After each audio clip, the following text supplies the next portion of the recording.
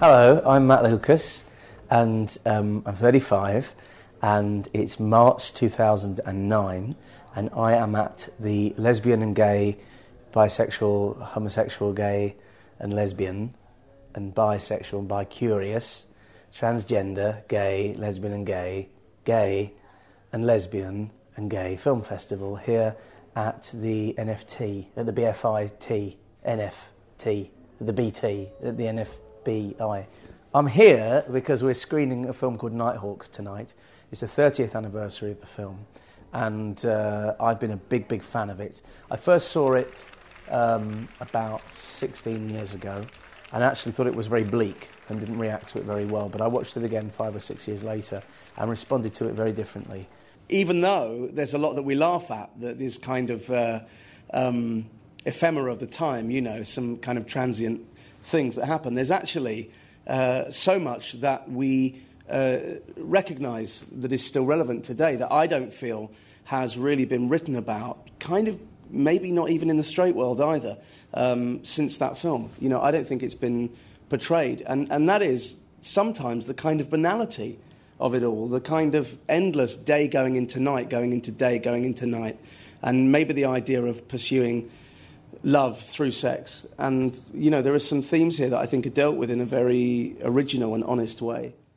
I was co-producer and co-writer on the film, and my role in terms of directing was always a bit complicated, so we've always called this film a film by Ron Peck and Paul Hallam, because I was working a lot in the background scenes and Ron was checking every shot with me, but essentially Ron was the director. I got involved through reading an article in Gay News which mentioned that this film was going to be made, probably the first gay film with mostly gay people in it, rather than professional actors, though the lead actor is a professional actor, Ken Robertson. And at the time, it said in the article that Ron was about to go on this film. Well, in fact, there wasn't a complete script at all. There was a very early version of it, and there wasn't any finance in place, even though it said the British Film Institute was about to finance it. And I thought it would be a very interesting project to write about, so I wanted to be involved as somebody writing an account. Met Ron, and we ended up basically working day and night for 3 years, raising the money for the film, writing the script, working with the non-professionals who were going to be in the film, to construct a script essentially from their experiences and from our own experiences.